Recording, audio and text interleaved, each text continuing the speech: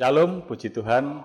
Saya ucapkan selamat pagi buat saudara-saudaraku yang terkasih dalam kasih Tuhan kita Yesus Kristus. Pagi hari ini atas kemurahan Tuhan, kita semua boleh berbakti pada Dia di ibadah raya pagi hari ini.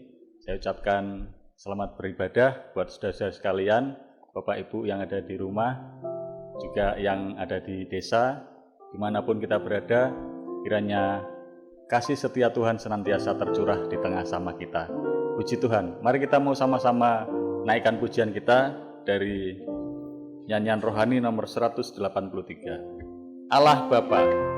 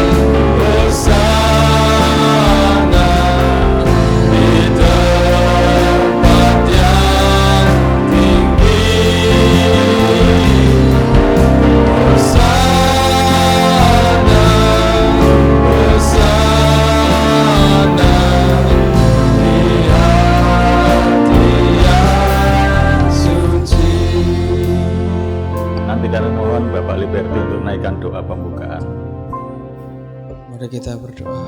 Bapa kami dalam surga, kami ucap syukur Tuhan untuk kemurahan-Mu pada pagi hari ini, di mana kami anak-anak-Mu boleh datang kembali ke dalam hadirat-Mu Tuhan, untuk kami boleh memuji, menyembah Engkau Tuhan. Sungguh suatu kerinduan kami Tuhan pada pagi hari ini Tuhan. Dan terlebih Tuhan, pada pagi hari ini kami boleh juga menyambut akan korban-Mu, darah-Mu Tuhan.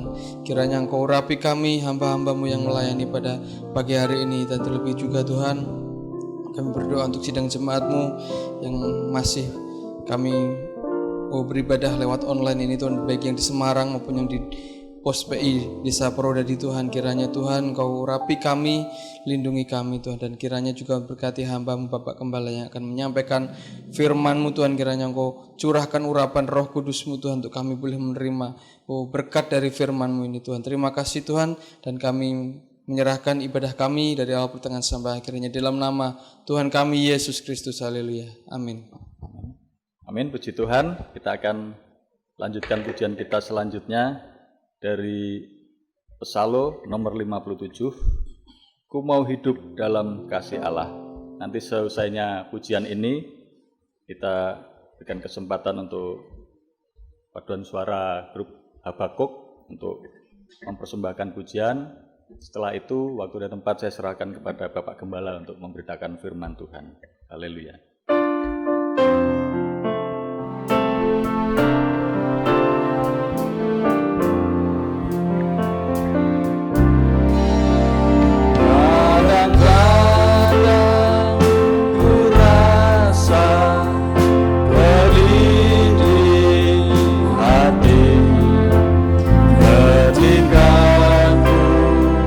Memberi sambil mengalir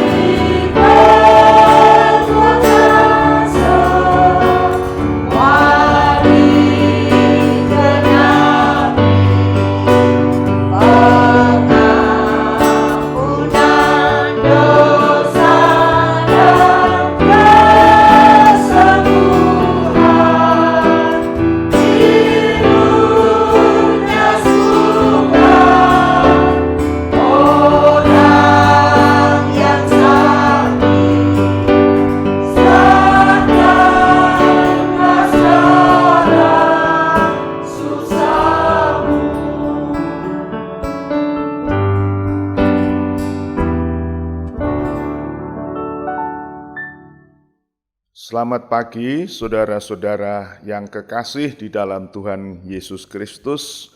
Selamat bersekutu di dalam ibadah online pada pagi hari ini.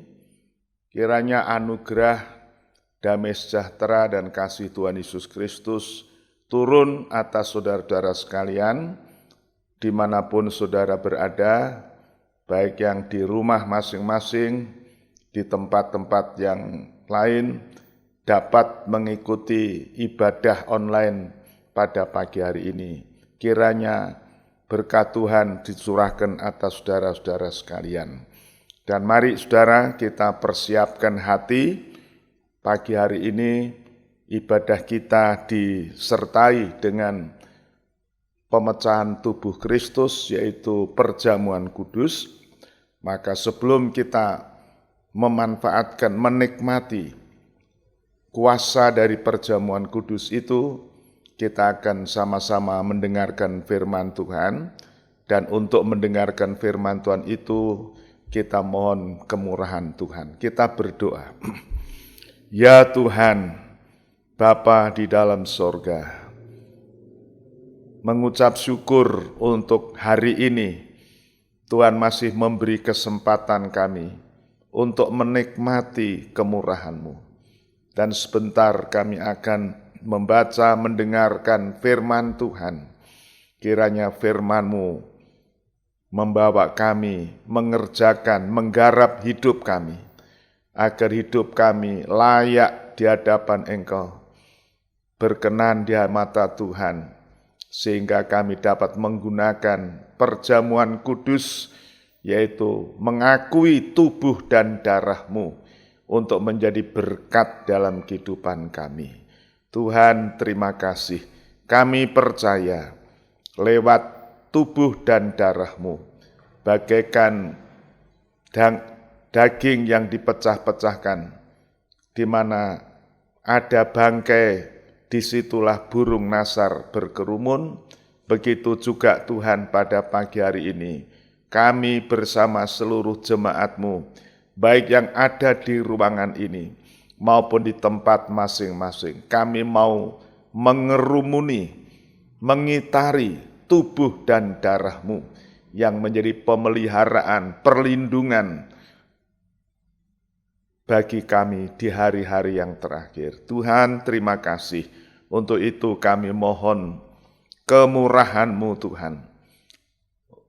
Waktu kami akan mendengar firman Tuhan, persiapkan hati kami bagaikan tanah yang gembur, yang dilembutkan oleh pekerjaan kuasa Roh-Mu yang kudus, sehingga siap untuk menerima benih firman Tuhan, untuk tumbuh di dalam kehidupan kami. Urapi hamba-Mu untuk memberi firman-Mu pada pagi hari ini. Urapi dengan kuat kuasa-Mu dari Maha Tinggi. Segala puji bagi nama Tuhan, di dalam berkat nama Tuhan Yesus Kristus, kami mohon doa kami. Haleluya. Amin. Puji Tuhan. Saudara-saudara, pagi hari ini sebelum kita menggunakan, memanfaatkan korban Kristus, kita akan sama-sama membaca dan merenungkan firman Tuhan pagi hari ini. Kita akan membaca firman Tuhan di dalam Injil Yohanes pasal 3. Injil Yohanes pasal 3. Kita akan membaca pada ayat 13 sampai ayat 18. Kita akan sama-sama memperhatikan firman Tuhan pada pagi hari ini.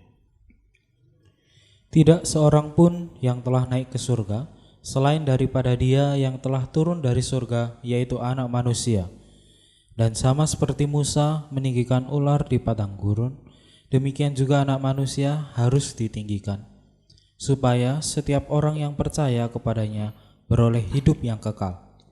Karena begitu besar kasih Allah akan dunia ini, sehingga Ia telah mengaruniakan anaknya yang tunggal, supaya setiap orang yang percaya kepadanya tidak binasa, melainkan beroleh hidup yang kekal. Sebab Allah mengutus anaknya ke dalam dunia bukan untuk menghakimi dunia, melainkan untuk menyelamatkannya oleh Dia. Barang siapa percaya kepadanya, ia tidak akan dihukum. Barang siapa tidak percaya, ia telah berada di bawah hukuman, sebab ia tidak percaya dalam nama Anak Tunggal Allah. Demikian firman Tuhan, saudara-saudara sekalian.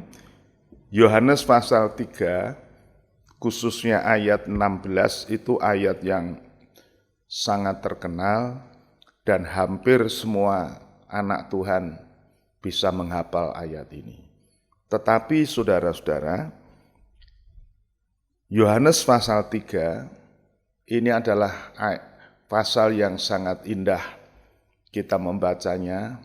Karena apa? Itu merupakan suatu dialog, pembicaraan, tanya jawab antara Tuhan Yesus dengan seorang pemimpin agama, namanya Nikodemus. Nikodemus adalah seorang pemimpin agama Yahudi yang tentunya, saudaraku, sangat paham akan isi Alkitab, tetapi pada waktu itu dikatakan dia waktu malam dia datang kepada Yesus dan dia menyatakan kekagumannya bahwa Tuhan Yesus adalah guru yang diutus Allah. Dia kagum karena kalau Tuhan Allah tidak mengutus dia, tidak akan mungkin dapat mengadakan tanda-tanda mujizat. Saya kurang jelas. Yang saya baca di dalam Injil Yohanes itu, baru pada pasal 2 lah Tuhan Yesus mengadakan mujizat di negeri Kana, yaitu air yang diubah menjadi anggur yang manis untuk menolong pesta perkawinan di Kana. Tetapi Nikodemus berkata, Tuhan mengadakan beberapa tanda ajaib. Berarti Nikodemus sudah mengenal Tuhan banyak. Saudara, tetapi inti daripada dialog itu adalah mengenai masuk kerajaan surga atau hidup yang kekal.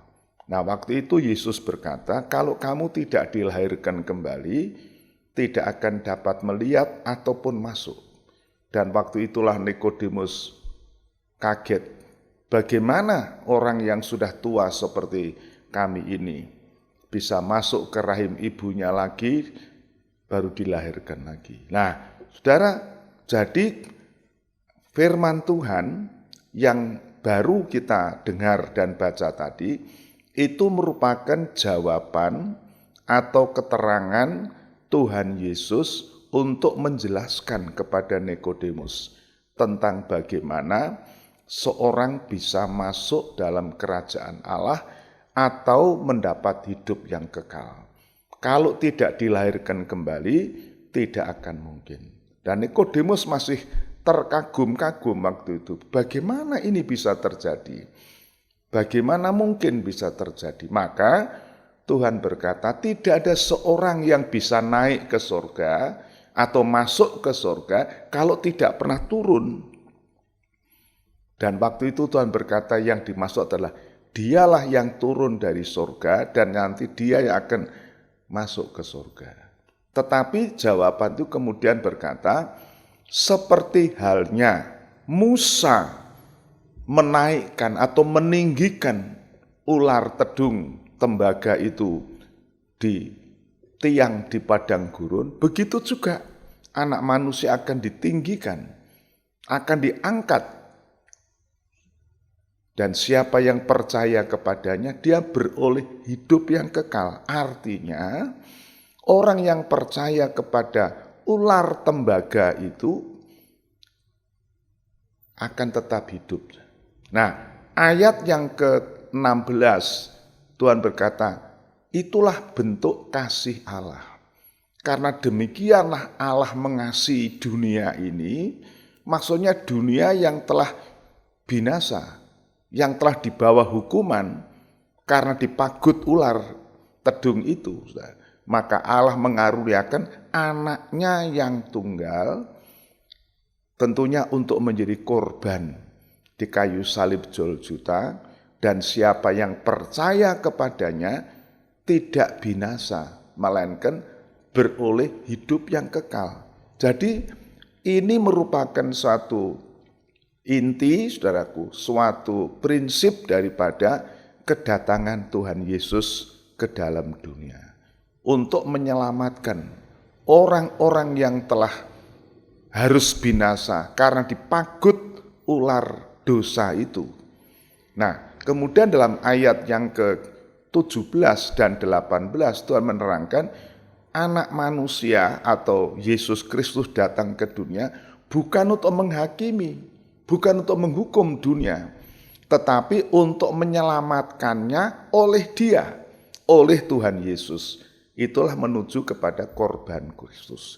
Jadi saudara, Yohanes pasal 3 ayat 13 sampai 18 ini merupakan suatu kesimpulan, jawaban atau rangkuman dari pembicaraan guru Yahudi atau Nikodemus, pemimpin agama dengan Tuhan Yesus. Artinya kesimpulannya, untuk masuk ke dalam kerajaan sorga, untuk naik ke sorga, mendapat hidup kekal, hanya apabila ia memandang kepada ular tembaga yang ditinggikan di padang gurun itu. Dan ular tembaga itu menunjuk kepada pribadi Yesus Kristus. Mengapa ular tembaga? Mari saudara, kita akan membaca tulisan yang orisinil atau tulisan yang sah atau asli di dalam kitab Bilangan pasal yang ke-21. Bilangan 21 kita akan membaca saudara-saudara pada ayat yang ke-4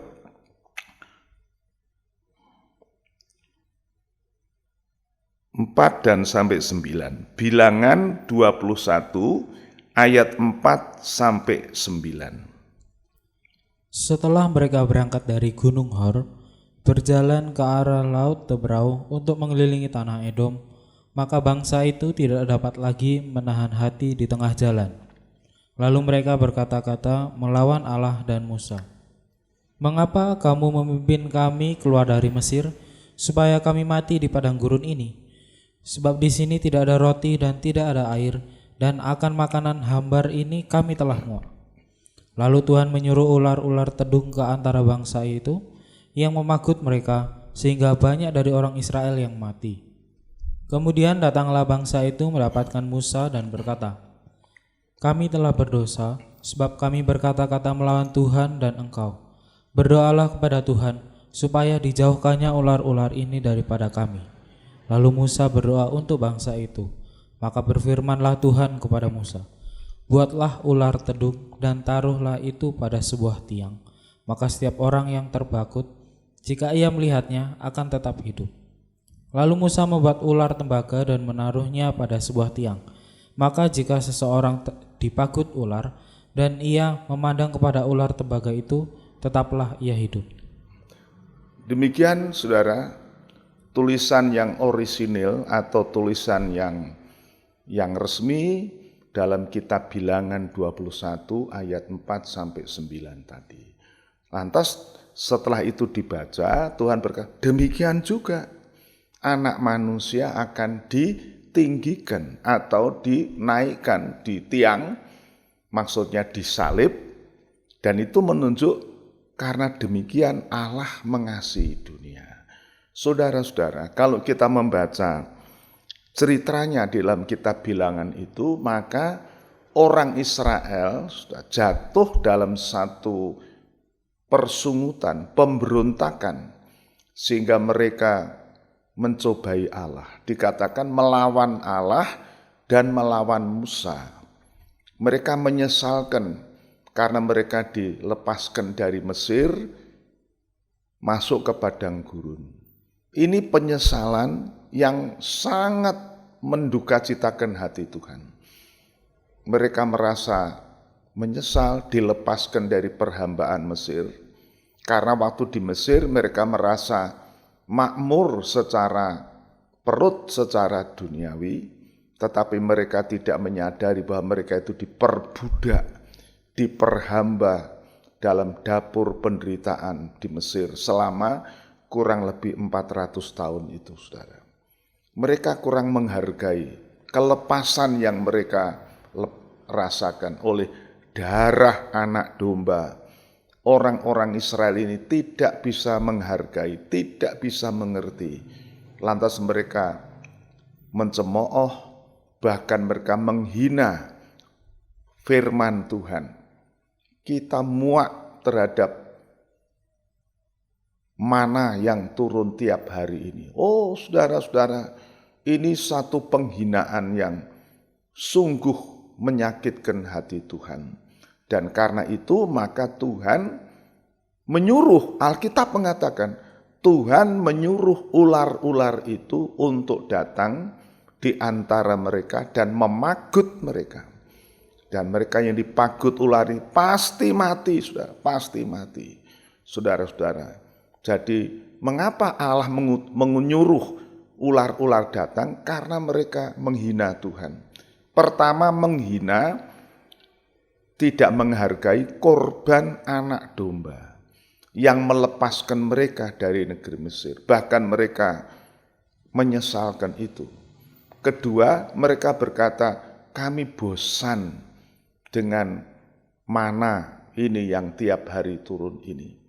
Padahal, saudara, kalau kita membaca kitab suci di dalam kitab Mazmur pasal 78, mungkin kita akan periksa sejenak.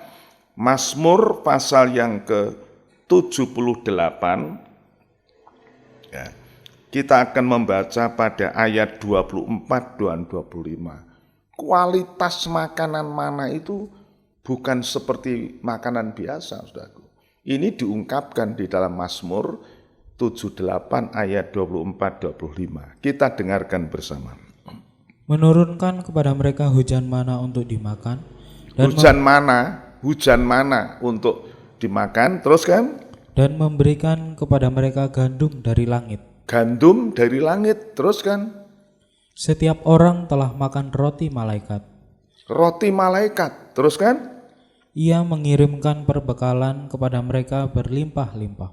Ya, saudara, jadi mana itu sebetulnya roti yang turun dari surga, dari langit, dan itu makanan malaikat, saudara. Luar biasa. Jadi kualitas mana itu, saya pernah mendengar seorang hamba Tuhan mengungkapkan ini. Mengapa orang-orang Israel diberikan intelijensia yang tinggi? Kita tahu semua, saudara, yang menemukan bom atom, Einstein itu orang Yahudi, yang menemukan obat-obat yang lain, penemuan-penemuan yang itu orang Yahudi, orang Israel. Karena apa? Mereka diberikan karunia intelektual yang luar biasa. Karena apa? Makanannya makanan malaikat itu. Ini ungkapan seorang hamba Tuhan. Saya sudah agak lupa siapa beliau, tapi pernah mengatakan begitu. Jadi saudara, sebetulnya mana itu satu berkat yang luar biasa. Mana itu apa? Itu firman, saudaraku. Firman Tuhan. Yaitu yang dihina, yang dimuakkan oleh orang-orang Israel itu. Itu sebabnya maka Tuhan sangat murka. Sehingga Tuhan menyuruh ular tedung memagut mereka. Ini sebabnya, saudaraku. Ya, jadi kalau kita anak-anak Tuhan, pertama, tidak menghargai korban anak domba, kemudian kita tidak menghargai mana atau firman Tuhan itu, saudaraku, maka akibatnya maut, saudara. Maut. Allah kirim ular tedung, dan ular tedung itu kan ular yang sangat berbisa, saudaraku. Dan kalau dia menggigit orang itu pasti mati.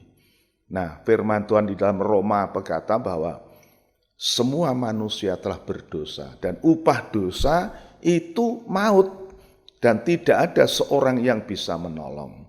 Tetapi puji Tuhan kita membaca tadi, akhirnya orang-orang Yahudi atau bangsa Yahudi itu menyadari, oh mereka telah berdosa. Dan mereka mau datang kepada Musa, Pak Musa, tolong kami doakan. Tolong naikkan doa syafaat untuk kami telah berdosa, kami telah melawan firman, melawan Engkau. Tolong doakan kami supaya kami tidak mati. Nah, saudara, puji Tuhan. Nabi Musa tidak mengatakan, wah salahmu sendiri, tidak. Ternyata Nabi Musa berdoa untuk mereka. Tuhan berikan pertolongan, Tuhan berikan kesembuhan, berikan keselamatan bagi mereka. Maka Tuhan tidak memberi obat apa, saudara. Maka Tuhan, kamu sekarang buat ular tedung dan naikkan ke tiang di padang gurun. Dan Musa membuat itu ular itu dari tembaga, saudara. Dari tembaga dinaikkan, dan Tuhan berkata, siapa yang mau hidup, siapa yang tidak mau mati, pandang ular itu, lihat ular itu. Maka seberapa banyak yang melihat ular itu tidak akan mati. Dan itu terjadi sungguh. Oh puji Tuhan. Nah inilah kemudian yang diteruskan Tuhan mengatakan, seperti Musa menaikkan ular tedung di padang gurun itu, demikian juga anak manusia akan ditinggikan. Itu bicara tentang dia akan disalibkan.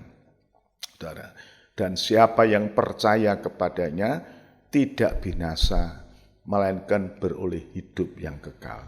Saudara, ini sebetulnya merupakan sari inti daripada kedatangan Yesus ke dalam dunia ini. Kita itu digambarkan seperti bangsa Israel yang sudah dipagut ular ini, saudara. Kita pasti binasa. Kita sudah kena bisa dosa itu, kita mesti binasa, tidak bisa tertolong. Tetapi setelah Musa berdoa, saudaraku, maka Tuhan perintahkan buat ular tembaga, naikkan ke tiang, dan siapa yang memandang ular itu, dia tidak akan mati. Saudara-saudara, jadi ini merupakan intisari daripada Yohanes pasal 3 ayat 13 sampai 18 itu. Siapa yang percaya? Jadi Yesus di kayu salib itu adalah inti daripada kasih Allah yang dibuktikan kepada orang-orang yang sudah mendurhaka kepada Tuhan, ya, melawan firman Tuhan, dan mereka pasti binasa. Tuhan memberi jawaban atas doa dari Nabi Musa itu. Kalau orang percaya kepada ular tembaga yang disalibkan atau yang dinaikkan di tiang gantungan di padang gurun itu, dia hidup. Saudara, ini intisarinya. Tapi mari saudara kita mau melihat relevansinya dalam hidup kita masing-masing.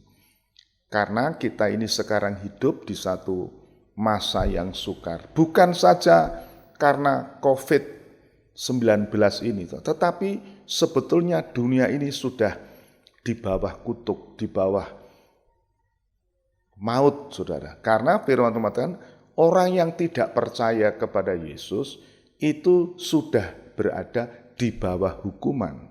Jadi segenap dunia ini sudah di bawah hukuman Allah. Paulus juga menjelaskan itu dalam Roma pasal 3, saudaraku, ayat 20. Semua sudah berada di bawah hukuman dosa. Saudara, di dalam Injil Lukas pasal 16 ayat 26, Tuhan memberikan ilustrasi tentang orang kaya yang berada di alam maut, di neraka itu, yang memandang Lazarus di pangkuan Ibrahim. Dia minta, waduh kami di sini sangat menderita, haus, tidak ada setetes air pun. Kalau bisa suruhlah Lazarus datang mencelupkan air jarinya di air saja supaya lidah kami ditetesi. Bukan segelas air, saudara. Setetes air saja mereka membutuhkan dan tidak ada. Apa yang dijawab? Abraham berkata, tidak mungkin anakku, ya, antara aku dan engkau itu ada jurang yang lebar dalam, yang tak mungkin terseberangi. Itu firman Tuhan dalam Lukas pasal yang ke-16 ayat 26. Tetapi saudara-saudara, kita membaca bahwa jurang yang tidak terseberangi itu sudah digandeng, dihubungkan oleh salib dalam Efesus pasal 2 ayat 11 dan seterusnya, bahwa oleh darah Yesus kita yang begitu jauh kita sudah didekatkan dan kita bisa menghampiri Tuhan, bahkan menikmati berkat-berkat-Nya. Kita bukan lagi orang asing jauh, tapi keluarga Allah, dalam keluarga Allah, saudara. Oh, puji Tuhan, saudaraku. Jadi salib Kristus itulah jembatan, ya, yang bisa menghubungkan jurang pemisah, ya, antara neraka dan surga. Ini gambaran saja. Tetapi saudara, puji Tuhan, pagi hari ini kita akan kembali merenungkan mengapa kita bisa mengalami malapetaka, atau mengapa Tuhan izinkan ular-ular datang dalam kehidupan kita.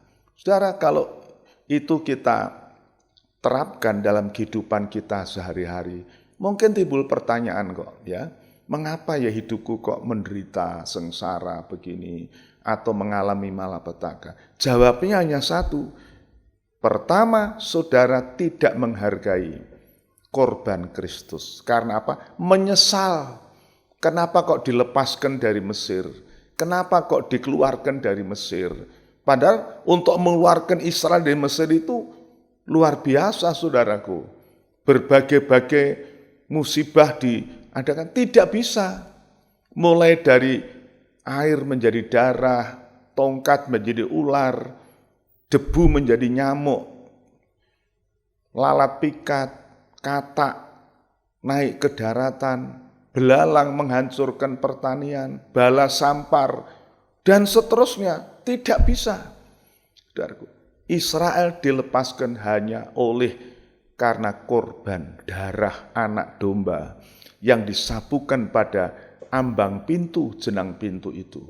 Dan oleh karena itu tiap rumah yang pintunya ada laburan atau olesan darah anak domba itu lepas, tidak mati. Tetapi tiap pintu yang tidak ada, mesti ada kematian. Mulai anak sulung Raja Fir'aun sampai kepada hamba, bahkan binatang. Maut itu sudah menguasai. Dan Roma pasal 3 ayat 10 dan 23, manusia sudah berdosa. Tidak ada seorang pun yang benar, dan semua di bawah hukuman dosa. Siapa yang bisa menolong? Tidak bisa. Agama tidak bisa. Agama Yahudi, hukum Taurat tidak bisa melepaskan. Demikian pun agama Kristen tidak bisa melepaskan, saudara. Loh sungguh, saudara, Alkitab menulis begitu. Tidak ada satu agama di dunia ini yang bisa menyelamatkan orang masuk ke surga. Hanya kalau dia dilahirkan kembali. Bagaimana bisa lahir kembali itu? Kembali kepada dialog antara Nikodemus dan Tuhan Yesus. Caranya bagaimana orang bisa dilahirkan dari air dan roh itu? Yaitu dengan percaya kepada ular tembaga yang dinaikkan ke atas tiang di padang gurun itu. Itulah Yesus Kristus. Nah ini, saudaraku, Tuhan ini loh, saya ini sudah turun dari surga yang nanti akan dinaikkan. Inilah keselamatan. Kalau dengan bahasa ini begitu Tuhan menjelaskan kepada Nikodemus, saudaraku. Ya, begitu juga kepada kita pada saat ini. Tuhan menegaskan tadi dalam Yohanes 3 ayat yang ke-17. Anak manusia datang bukan untuk menghukum, bukan untuk menghakimi, tetapi untuk menyelamatkan oleh Dia. Artinya apa, saudaraku? Ya, Dia menjadi ular tembaga. Ini kan Tuhan Yesus berkata, aku ini bagikan ular tembaga. Lah saudara bayangkan, ular tembaga itu kan gambaran yang sangat buruk, sangat jahat. Sudah ular, tembaga. Ular itu sendiri menggambarkan penyesat, saudaraku. Kan manusia jatuh dalam dosa karena ulahnya ular ini, Kejadian pasal 3. Bagaimana ular datang dipakai oleh iblis untuk menjatuhkan Hawa dan Adam jatuh dalam dosa. Akhirnya mengalami maut. Saudara, oleh ular. Pagutan ular itu bukan mungkin sakit begitu, tapi pagutan ular ini berupa pengajaran sesat. Kan ular datang tidak berkata langsung kepada Hawa, kamu makan buah ini tidak apa-apa. Tidak. Ular datang, apa benar kamu tidak boleh makan? Loh, padahal jelas firman, jangan makan buah pohon yang di tengah taman itu. Kamu boleh makan semua. Itu jelas firman Tuhan. Tetapi iblis datang dengan tanda tanya untuk membuat Hawa ragu-ragu kepada firman Tuhan. Oh iya ya, kok kenapa tidak boleh makan dan sebagainya. Itu Allah bohong, iblis bilang. Kalau kau makan buah ini, kamu bukan mati. Matamu celek, kamu bisa membedakan baik dan. Inilah kelicikan iblis itu, saudara. Dalam 2 Korintus dikatakan iblis itu licik. Kelicikannya itu membuat Hawa renggang dari Allah dan tidak tulus. Dan Paulus memang berkata, aku cemburu kepada kamu, aku khawatir jangan kamu seperti Hawa yang disesatkan. Jadi pagutan ular itu, saudara, bukan berupa sengsara penderitaan, tetapi berupa ajaran palsu, ya, ajaran palsu. Dalam Bible Study, dalam pendalam Alkitab saya menyinggung itu, bahwa pengajaran palsu, pengajaran sesat itu yang dipagutkan kepada jemaat Tuhan, itu membinasakan.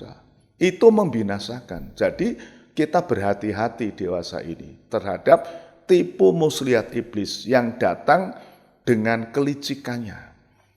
Lewat ajaran palsu, lewat firman yang diputar balikkan, itu yang membinasakan. Ini berupa pagutan ular, saudaraku.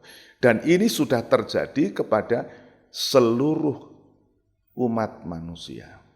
Tetapi puji Tuhan, saudaraku, ya, Tuhan menjawab doa syafaat daripada Musa, buat ular tembaga, ular tedung. Siapa yang melihat ular itu, dia akan diselamatkan. Ini sebenarnya jawaban Tuhan. Bagaimana manusia yang sudah jatuh di dalam dosa, mendurhaka Tuhan, kemudian dapat diselamatkan. Kalau mau datang, percaya kepada Yesus Kristus. Puji Tuhan. Mengapa, saudaraku? Yesus Kristus sudah mau menjadi ular tembaga. Saudara bertanya, kok Tuhan Yesus mau jadi ular tembaga? Betul, saudaraku. Karena dia mau dikutuk, dia mau menanggung kutuk kita. Coba saudara, kita akan membaca ya di dalam 2 Korintus pasal 5 ayat 20 dan 21. 2 Korintus pasal 5 ayat 20 dan 21. Jadi kami ini adalah utusan-utusan Kristus. Seakan-akan Allah menasihati kamu dengan perantaran kami. Dalam nama Kristus kami meminta kepadamu, berilah dirimu didamaikan dengan Allah. Dia yang tidak mengenal dosa, telah dibuatnya menjadi dosa karena kita, supaya di dalam Dia kita dibenarkan oleh Allah. Kemudian kita sambung, saudara, di dalam Galatia pasal 3 ayat 13 dan 14. Galatia pasal 3 ayat 13 dan 14. Kristus telah menebus kita dari kutuk hukum Taurat. Kristus telah menebus kita dari kutuknya hukum Taurat, ya. Terus kan? Dengan jalan menjadi kutuk karena kita. Dengan jalan menjadi kutuk. Perhatikan, menjadi kutuk. Makanya dia menyamakan diri sebagai ular tedung yang dihukum itu. Digambarkan dengan tembaga. Alkitab mengatakan bahwa tembaga itu bicara tentang hukuman. Jadi ular tedung yang dibuat di tembaga itu simbol ular itu sudah dihukum. Saudaraku, dinaikkan ke atas. Terus kan? Sebab ada tertulis, terkutuklah orang yang digantung pada kayu salib. Terkutuk. Yesus digantungkan, terkutuk. Saudara. Terkutuk dalam arti sebetulnya. Sehingga dia menjalani hukuman, menderita sengsara, penderitaan yang luar biasa. Saudaraku. Seperti yang saudara lihat di dalam Injil Matius 27, kemudian Markus 15, 16, kemudian dan seterusnya. Lukas pasal yang ke-23, Yohanes pasal 19, itu 4 orang penginjil menjelaskan bagaimana Yesus Kristus menjalani hukuman, penghakiman itu atas tubuhnya. Bagaikan ular yang dihukum dari tembaga itu, dinaikkan. Oh, puji Tuhan. Terus kan? Yesus Kristus telah membuat ini, supaya di dalam Dia berkat Abraham sampai kepada bangsa-bangsa lain, sehingga oleh iman kita menerima roh yang telah dijanjikan itu. Yesus Kristus membuat itu, yaitu dia mau menjadi terkutuk. Dia tidak berdosa, dijadikan berdosa. Dijadikan berdosa, dibuat menjadi berdosa. Saudaraku. Jadi Yesus itu Alkitab mengatakan menjadi orang berdosa. Dia tidak membuat dosa, tetapi dosa siapa? Dosa kita manusia diangkatnya. Nah, saudara, tadi kita membaca dalam kitab Bilangan pasal yang ke-21 itu, orang Israel kemudian datang kepada Musa. Tolonglah doakan kami sudah bersalah, kami sudah berdosa, mintakan ampun sama Tuhan. Musa mendoakan. Wah, ini luar biasa. Tetapi itu digenapi waktu Yesus sebagai ular yang dihukum itu di atas kayu salib dalam puncak penderitaannya, saudaraku. Yesus berdoa. Berdoa untuk apa? Untuk pengampunan dosa saudara. Untuk keselamatan saudara. Coba kita dengar doa Yesus dalam Injil Lukas pasal yang ke-23 ayat 33 ya. Lukas pasal 23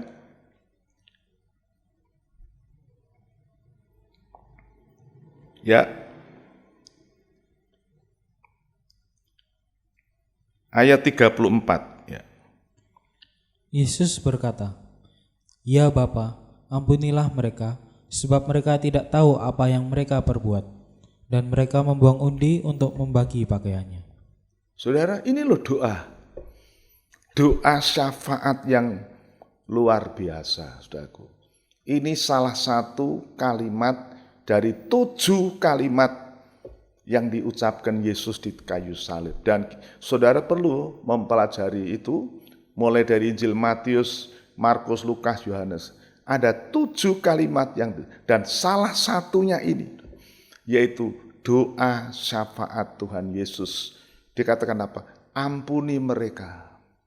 Waktu itu mereka siapa? Mereka tentara orang Romawi, imam-imam, pemuka-pemuka Yehuda, dan semua, saudaraku. Mereka semua menyalibkan Yesus. Salibkan, salibkan, sambil mengolok, meludahi, memukul, menghujat. Tetapi ampuni mereka. Ampuni, mereka tidak tahu apa yang mereka perbuat. Oh, saudara-saudara, ini bentuk kasih Allah. Waktu Musa berdoa, Tuhan ampunilah mereka. Mereka memang mendurhaka, mendukacitakan hatimu. Tetapi ampuni. Tuhan berkata, sekarang buat ular tembaga. Siapa yang mau percaya, siapa yang mau sungguh-sungguh merendahkan diri, memandang saja ular tembaga itu. dia akan hidup. Saudara, demikian juga kasih Allah dibuktikan dengan Yesus yang tersalib di Golgota. Dihancurkan badannya, saudaraku, tubuhnya. Bukan hanya itu, saudara. Dia berseru dengan suara, Eloi, Eloi, lama sabachthani. Apa artinya? Ya Allahku, mengapa engkau meninggalkan? Ini penderitaan yang paling dalam. Kalau saudara menderita, tetapi Allah beserta, saudara pasti mendapat kekuatan. Daud ungkapkan itu di dalam Mazmur 23. Sekalipun aku berjalan di lembah bayang maut, aku tidak tahu karena engkau beserta aku. Gadamu tongkat menghibur aku. Jadi kita menderita kalau Allah beserta, kita tidak perlu khawatir. Tetapi kali ini Tuhan mendengar, Allahku, Allahku, mengapa engkau meninggalkan? Pada waktu Yesus di kayu salib, saudaraku, dia menanggung dosa, menanggung hukuman dosa, penghakiman atas dosa itu, bagaikan ular tembaga. Dia ditinggalkan Allah. Roh Kudus meninggalkan dia. Dia sebagai manusia biasa menyeru, ya Allahku. Itulah karena apa? Dia terkutuk, saudara. Dia menjadi terkutuk. Untuk siapa? Untuk kita.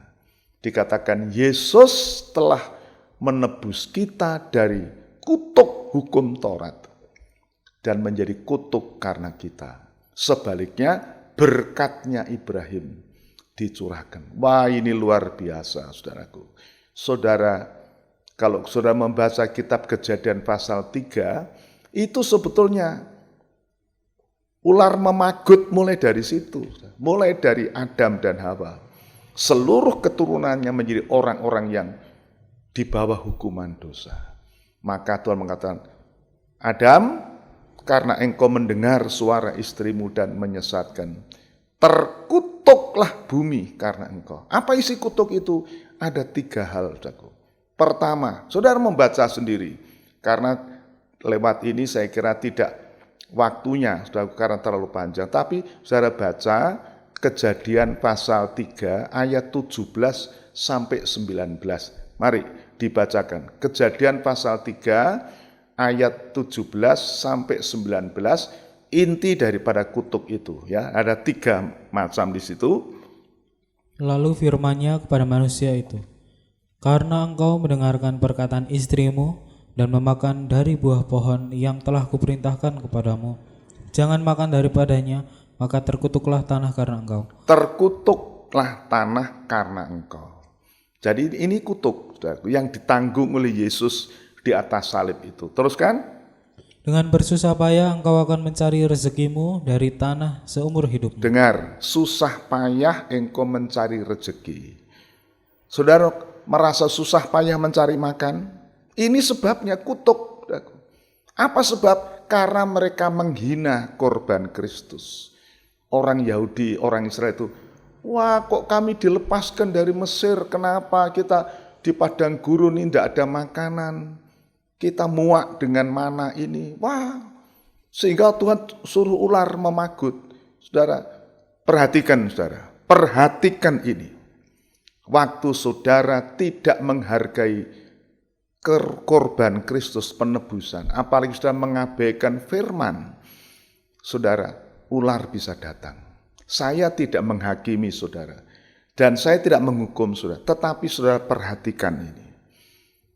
Saudara, kalau kita mengalami malapetaka, pagutan ular menyebabkan pertama, susah payah mencari makan atau susah payah mencari rezeki karena saudara kurang menghargai korban Kristus. Saudara menghindar. Waktu firman Tuhan disampaikan, saudara menghindar. Termasuk pada saat ini. Apakah saudara bisa menghargai ibadah keluarga walaupun secara online, atau saudara cuma online saja, saudara lantas peletas pergi meninggalkan, tidak mau mendengar. Saudara, akibatnya itu. Karena Amsal Sulaiman 13 ayat mengatakan, orang yang meremehkan firman menanggung akibatnya. Saudara, orang Israel meremehkan firman, tidak menghargai roti mana, yang roti malaikat itu. Tuhan utus malaikat atau suruh ular datang memagut. Dan ini pagutan. Pertama, susah payah mencari makan. Yang kedua, semak duri dan rumput duri yang akan dihasilkannya bagimu. perhatikan, rumput duri, semak duri dihasilkan. Jadi jerih payah saudara itu bukan saya menghasilkan rezeki saudara yang saudara makan dengan susah payah, tetapi juga kesukaran. Duri, semak duri itu penderitaan. Saudara kerja susah payah, bangun pagi-pagi, tidur jauh malam, kerja membanting tulang, memeras keringat. Susah payah.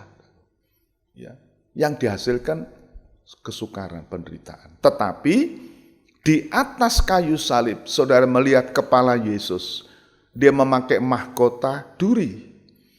Kenapa kok ditulis mahkota duri? Apa kebetulan? Tidak, sudah dalam nubuatan. Dia menanggung kutuk saudara. Puji Tuhan. Teruskan yang ketiga. Dan tumbuh-tumbuhan di padang akan menjadi makananmu. Ya, terus? Dengan berpeluh engkau akan mencari makananmu, sampai engkau kembali lagi menjadi tanah. Karena dari situlah engkau diambil. Sebab engkau debu dan engkau akan kembali menjadi debu. Sudah, dengan berpeluh berkeringat engkau mencari makan. Jadi kalau saudara kerja keras harus keluar keringat, itu memang bagian dari itu, saudara. Bagian dari itu. Tetapi bagaimana Galatia 3 ayat 13 mengatakan Yesus sudah mengambil kutuk itu dari kita. Apa bagaimana kita bisa mengalami, saudara? Oh, saudara-saudara, ini dapat terjadi kalau saudara sungguh-sungguh memandang ular tembaga itu. Yesus Kristus yang terkutuk ganti kita, yang tidak berdosa dijadikan berdosa ganti kita. Dia menjadi terkutuk, Allah meninggalkan dia. Eloi, Eloi, lama sabachthani. Saudaraku, tetapi dia lakukan ini untuk melepaskan kita dari kutuk hukum Taurat. Nah, saya katakan dalam kitab Ulangan 28 maupun Imamat 20, itu kutuk itu begitu banyak. Termasuk sakit, demam, batuk kering dan sebagainya, sudah itu kutuk. Saya tidak membesar-besarkan. Covid corona ini saya kira juga bagian dari kutuk itu.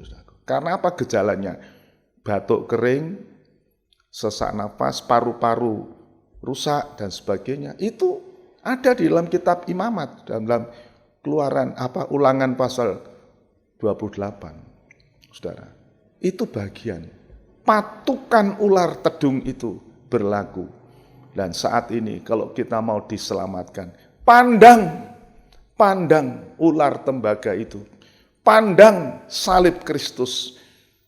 Tuhan kata, ampunilah mereka Bapa.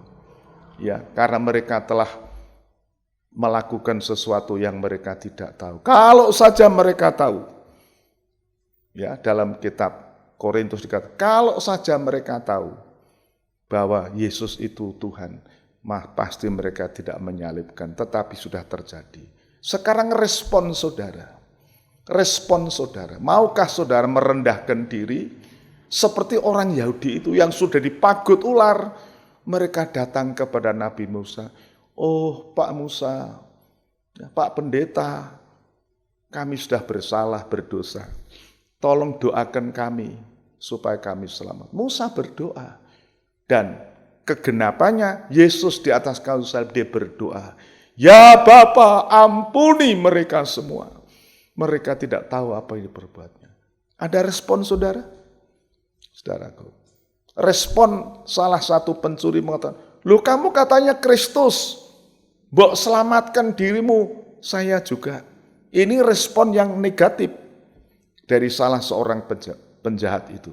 Tetapi satunya lagi, saudaraku, yang di sebelah Yesus berkata, "Oh kamu itu tidak takut juga kepada Allah, kamu tidak takut. Kamu tidak tahu kamu dihukum ini karena perbuatanmu.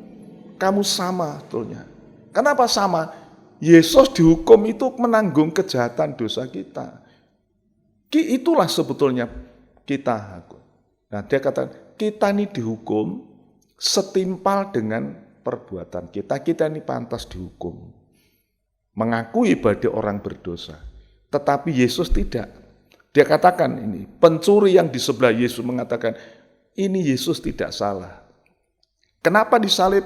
Dia dijadikan berdosa. Tidak berdosa, dijadikan dosa. Dia terkutuk karena mengambil kutuk kita. Maka, saudara, kita mendengar di dalam Lukas 23, ya, ayat 41, 42, 43. Dia kata, ya Tuhan Yesus, aku ini orang yang layak untuk dihukum, tetapi aku percaya Engkau adalah Raja di atas segala raja.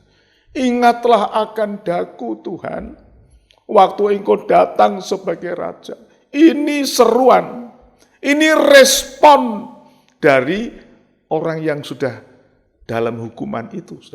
Saudara dengar apa jawab Yesus? Mari kita baca itu. Lukas 23 ayat 40 kita mulai baca, ya.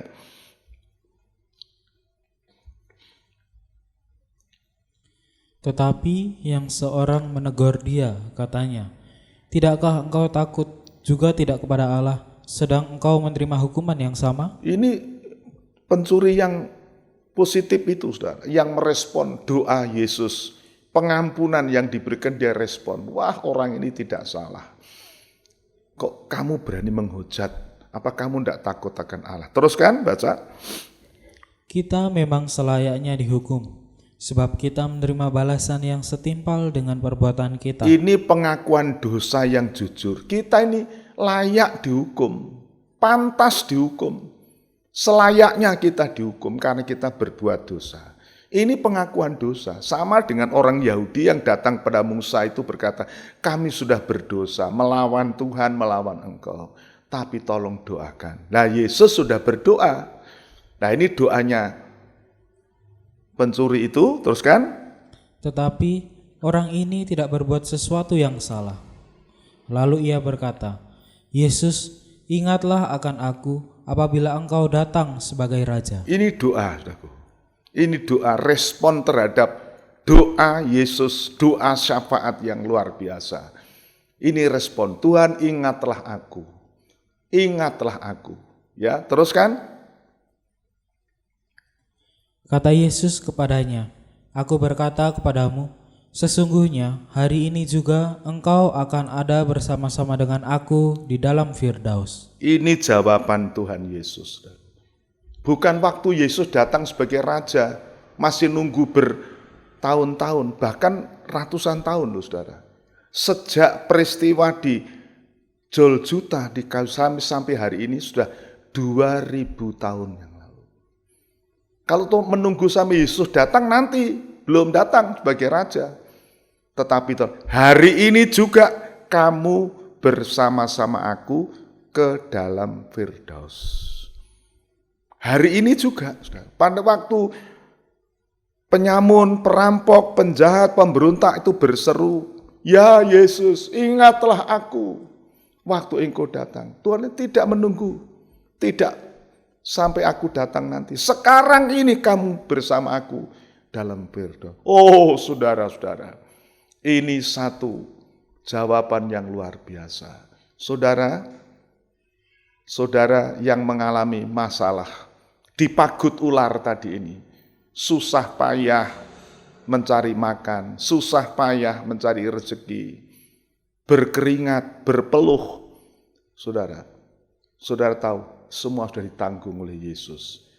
Sekarang yang diperlukan, hanya saudara berkata seperti pencuri, Tuhan ingatlah akan daku. Dia tidak sempat bikin apa-apa lagi, saudara.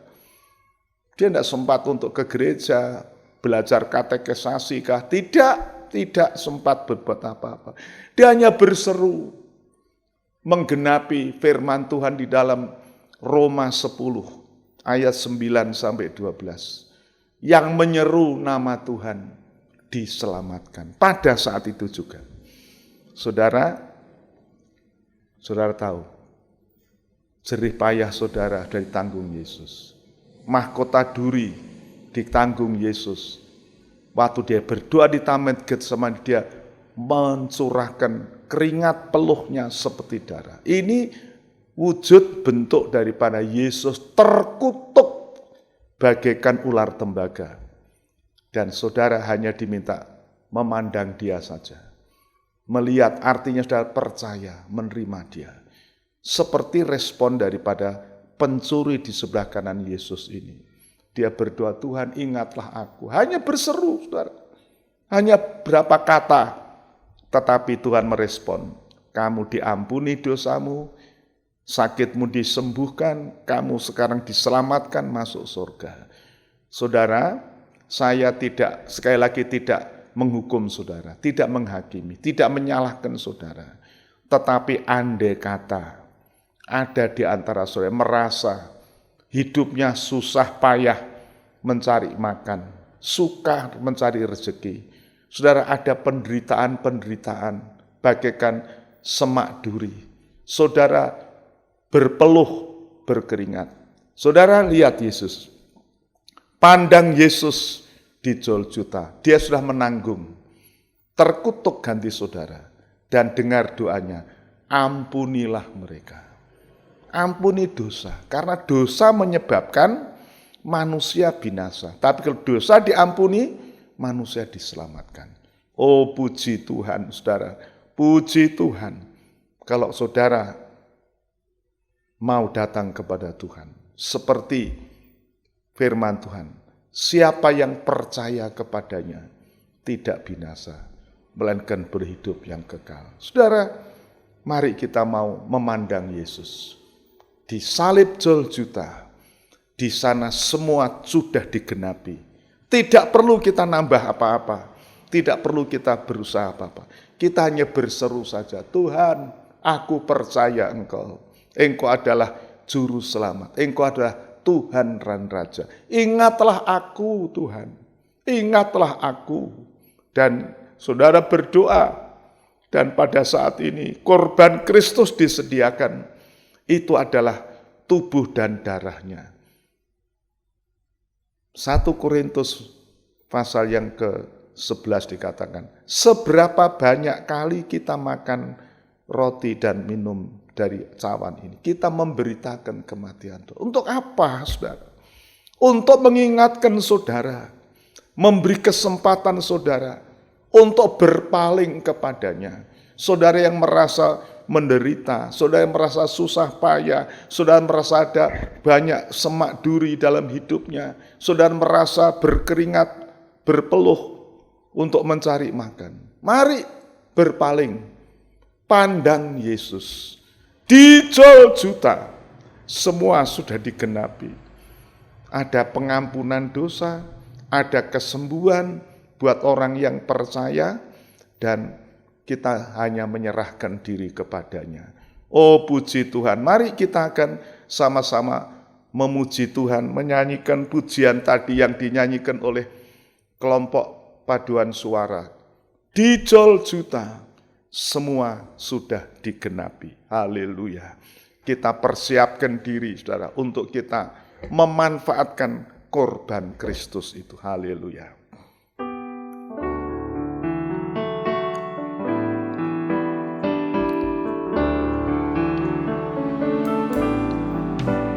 Di Golgota semua digenapi, pengampunan dosa dan kesembuhan. Bilurnya sembuhkan orang yang sakit, serahkan sekarang padanya. Di Golgota, di Golgota semua digenapi, pengampunan dosa dan kesembuhan.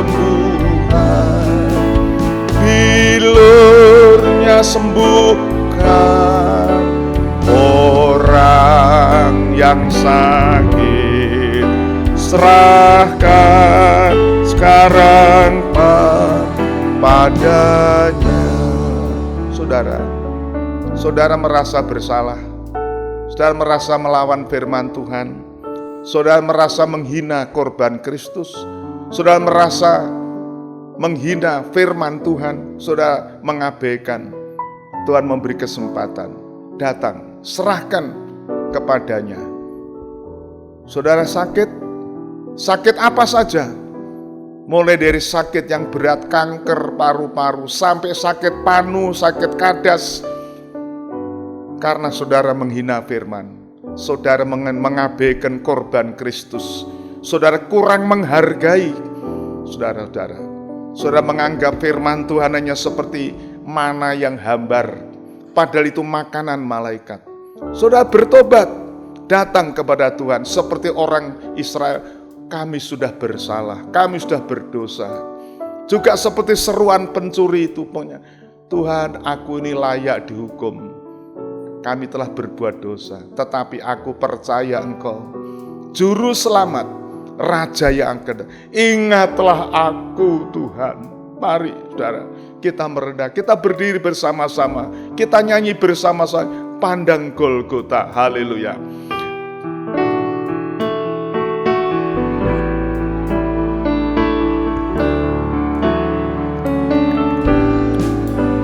Di Golgotasmu dikenapi pengampunan dosa dan kesembuhan.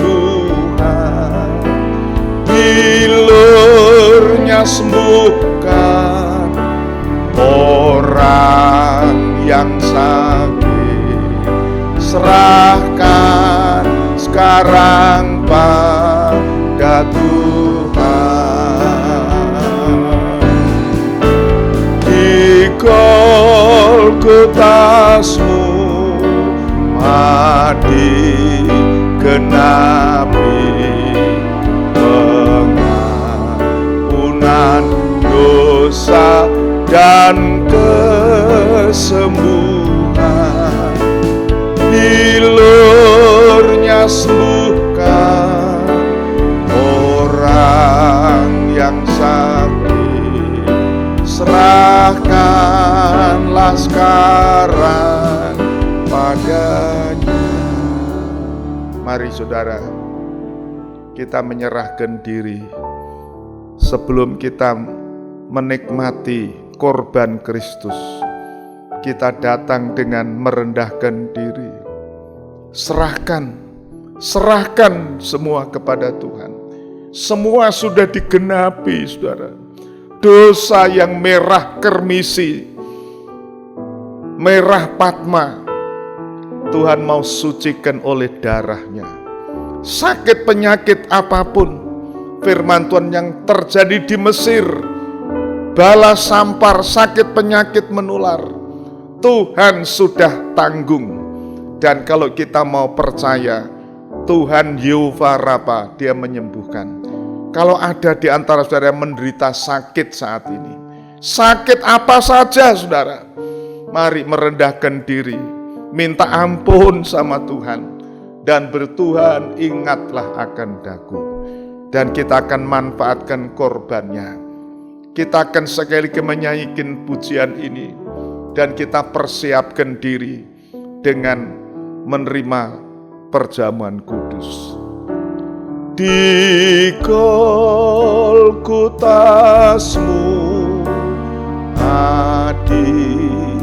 dikenapi pengampunan dosa dan kesembuhan. Bilurnya sembuhkan orang yang sakit, serahkanlah sekarang padanya.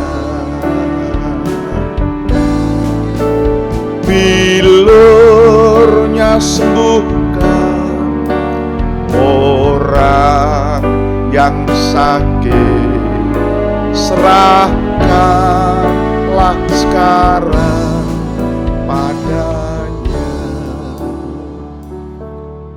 Ya Tuhan, betapa kami bersyukur karena kasih-Mu terhadap kami, orang-orang yang berdosa, orang-orang yang telah melawan Tuhan dan hamba-hamba Tuhan,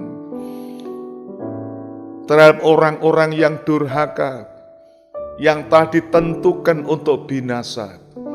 Engkau yang menyuruh ular-ular tedung memagut orang-orang Israel yang melawan Tuhan, dan mereka diancam kematian. Tetapi Tuhan memberikan jalan keluar. Tuhan memberikan pertolongan terhadap orang-orang yang sudah dalam hukuman binasa itu, untuk memandang kepada ular tembaga. Dan Engkau menampilkan diri, Engkau menyamakan diri, ular tembaga yang dinaikkan Musa di padang gurun. Karena tersurat di dalam firman-Mu, Engkau yang tidak berdosa telah dibuat menjadi berdosa. Engkau terkutuk untuk menebus kami dari kutuk hukum Taurat. Tuhan, terima kasih. Saat ini Engkau memberi kesempatan kami, Tuhan, untuk merendahkan diri di hadapan Engkau. Kami berdoa untuk seluruh jemaat-Mu yang mendengar firman Tuhan pada saat ini. Ampuni mereka Tuhan, seperti doa-Mu di atas salib di Golgota. Ampuni orang-orang yang melawan, orang-orang yang mendurhaka, orang-orang yang menghujat Engkau, orang-orang yang menyangkal Engkau, orang-orang yang meludahi Engkau Tuhan. Engkau sudah menanggung, dan Tuhan memberikan pengampunan dosa. Dosa membuat kami menderita. Dosa membuat kami menikmati kutuk dengan susah payah untuk mencari rezeki. Kesukaran kami menimbulkan semak duri Tuhan. Dan dengan berpeluh, susah payah kami mencari makan. Sampai kami kembali kepada Tuhan. Sebab itu saat ini kami sungguh bersyukur Tuhan. Terima kasih untuk kemurahan Tuhan. Terima kasih untuk korban-Mu di atas salib di Golgota. Engkau sudah terkutuk ganti kami. Engkau menderita ganti kami. Kami mau menerima Engkau sebagai juru selamat. Dan ingatlah kami Tuhan. Ingatlah kami orang-orang yang bersalah. Tuhan, Engkau ampuni dosa kami. Dan saat ini kami bersyukur Tuhan. Kami boleh menikmati, memanfaatkan korban-Mu di atas salib di Golgota, tubuh dan darah-Mu yang telah dipecah-pecahkan bagi kami. Inilah darah perjanjian baru, di mana Tuhan mengampuni dosa kami. Tuhan tidak mengingat-ingat akan dosa kami. Dan Tuhan memberikan kesembuhan. Kami berdoa untuk jemaat-Mu yang saat ini menderita dalam sakit, sekalipun tubuh mereka karena faktor usia makin merosot, tapi Tuhan membarui manusia batiniah mereka. Tuhan, terima kasih untuk kesembuhan, untuk keselamatan yang Tuhan sudah berikan. Dan berkati perjamuan kudus pada siang hari ini, kiranya nama Tuhan yang dipermuliakan. Tuhan mengampuni kami dan Engkau melayakkan kami untuk menggunakan tubuh dan darah-Mu. Di dalam nama Tuhan Yesus Kristus. Haleluya. Amin. Puji Tuhan, saudara. Sementara saudara mempersiapkan untuk perjamuan ini, kita sekali lagi akan nyanyikan Di Golgota Semua Digenapi.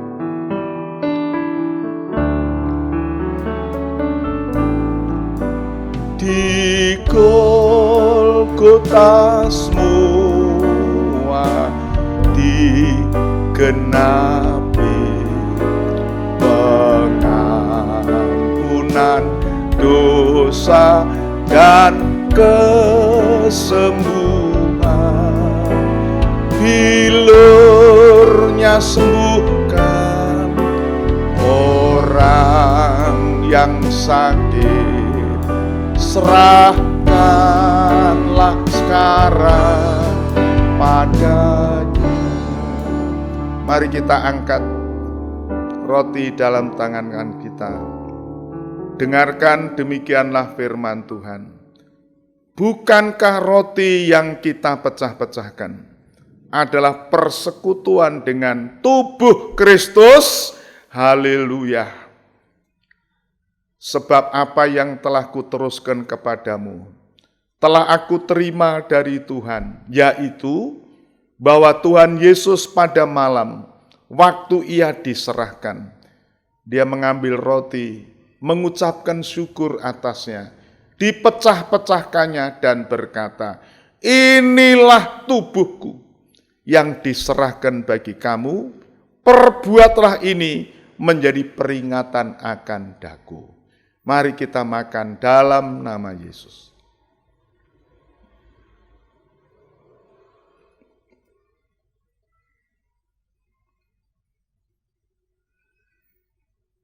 Haleluya. Kita angkat cawan. Demikian firman Tuhan. Bukankah cawan pengucapan syukur yang atasnya kita ucapkan syukur adalah persekutuan dengan darah Kristus? Haleluya. Demikian juga ia mengambil cawan setelah makan, lalu berkata, cawan ini adalah perjanjian baru yang dimeteraikan oleh darahku. Perbuatlah ini setiap kali kamu meminumnya, menjadi peringatan akan daku. Demikian firman Tuhan. Kita minum bersama dalam nama Yesus.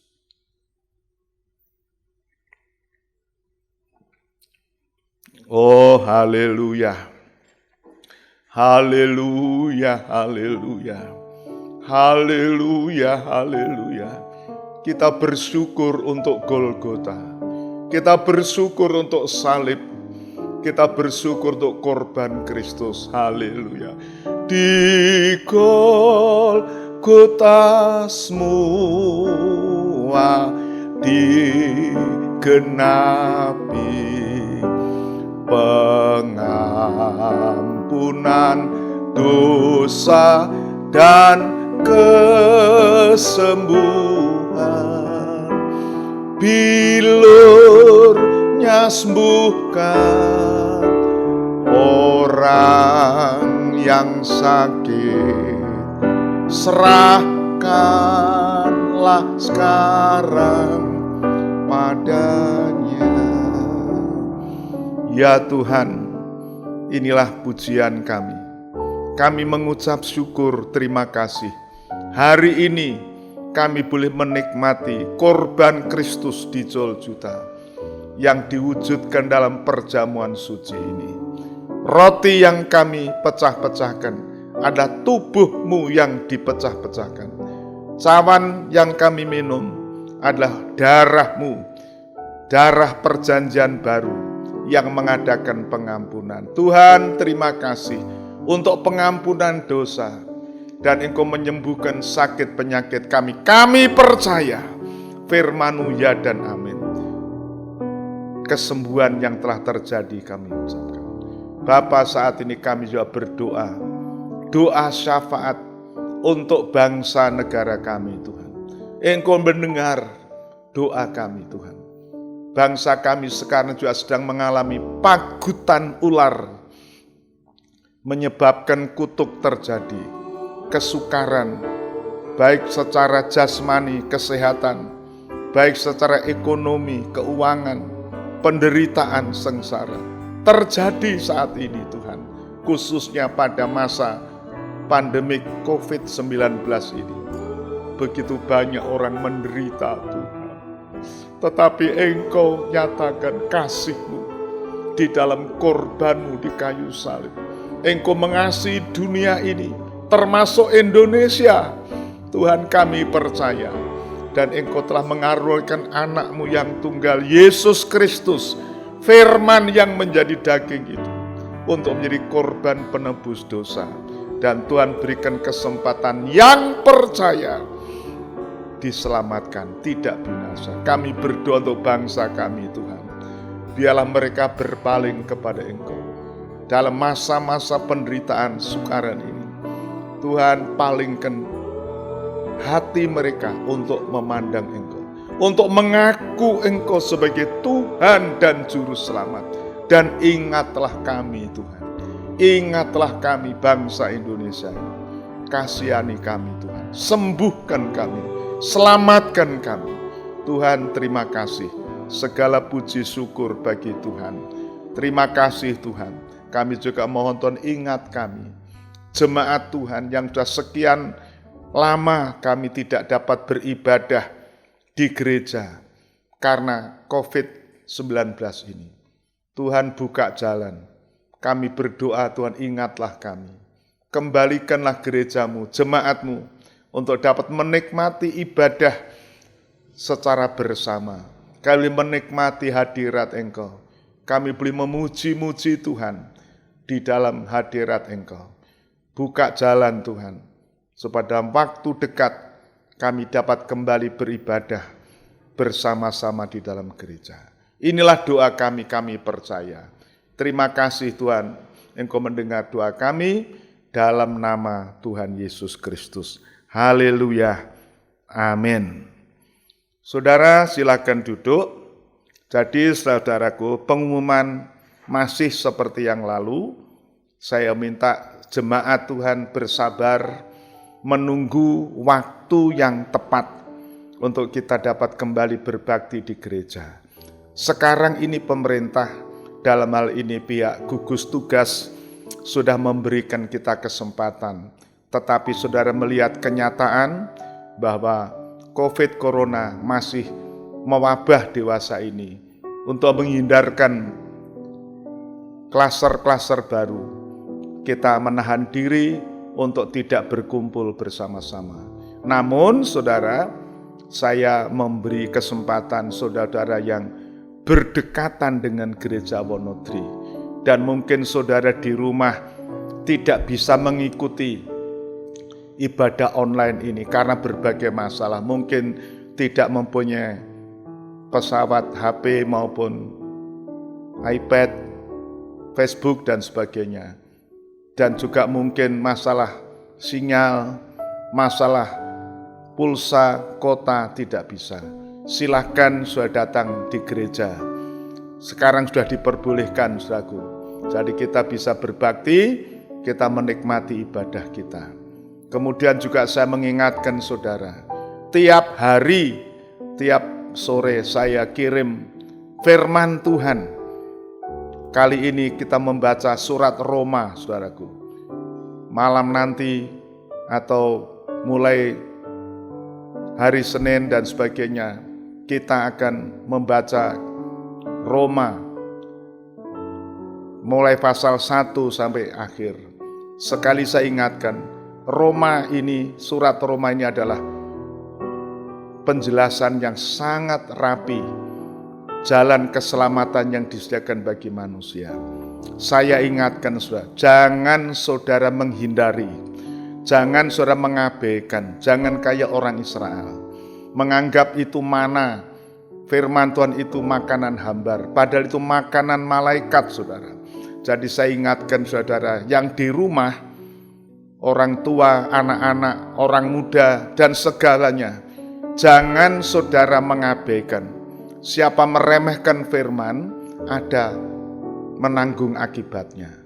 Sebab itu saudara, saya himbau saudara, gunakan kesempatan ini. Berulang kali saya katakan, ada maksud Tuhan. Kita tidak beribadah secara formal di gereja, tetapi secara pribadi, keluarga demi keluarga, kita bisa mendekatkan diri kita kepada. Dengan cara apa? Mendekat kepada Tuhan dalam doa, membaca firman Tuhan, dan dengar pengampunan diberikan, keselamatan diberikan. Ya, puji Tuhan saudara-saudara. Dan selanjutnya pengumuman berikutnya akan disampaikan nanti lewat online atau lewat media sosial. Kalau ada hal-hal yang sangat mendesak. Tetapi saya mengingatkan saudara, mari kita di masa sukar ini jangan jauh dari Tuhan. Mari kita dekatkan diri kita, mari kita arahkan mata hati kita kepada Tuhan, memandang Yesus. Puji Tuhan, Tuhan memberkati saudara sekalian, dan mari kita semua berdiri, kita akan akhiri di dalam doa. Kita nyanyikan terima kasih oh Tuhan buat keselamatan jiwa. Terima kasih untuk semuanya. Terima kasih oh Tuhanku buat keselamatan jiwaku. Terima kasih buat cintamu, rahmat heran kaya bagiku. Terima kasih oh Tuhanku buat keselamatan jiwaku. Terima kasih buat cintamu, rahmat heran kaya bagiku. Ya Tuhan, Bapa di dalam sorga, sekali lagi kami bersyukur, berterima kasih karena kemurahan-Mu ibadah ini dapat dilaksanakan dari awal hingga akhir. Kami mengucap syukur Tuhan memberkati dan menyertai firman-Mu yang kami beritakan. Hamba-Mu hanya menabur, menanam dan menyiram. Engkau yang menumbuhkan. Roh Kudus yang akan berbicara mengingatkan kepada jemaat-Mu. Sebab itu kami persembahkan segala puji, hormat, kemuliaan hanya bagi Engkau. Engkau yang berhak dan layak menerima. Kami hamba-hamba-Mu hanya alat semata-mata. Biar kami tetap disembunyikan di bawah sayap kemurahan Tuhan, di belakang salib-Mu. Seperti yang tersurat, biar Engkau yang makin besar, kami semakin kecil dan makin berkurang. Tuhan, terima kasih. Dan sekarang kami menyerahkan jemaat-Mu di rumah masing-masing dan juga yang akan kembali ke tempatnya. Dan di mana saja mereka berada, kami mohon berkat-Mu dilimpahkan. Berkat rohani, pengampunan, kesembuhan, dan berkat jasmani dilimpahkan. Kiranya anugerah, damai sejahtera, kasih sayang Tuhan Yesus Kristus turun atas saudara-saudara sekalian, menyertai saudara mulai hari ini sampai Maranatha. Tuhan datang di awan yang permai menjemput kita semua. Dalam nama Tuhan Yesus Kristus. Haleluya. Amin. Selamat siang, Tuhan memberkati.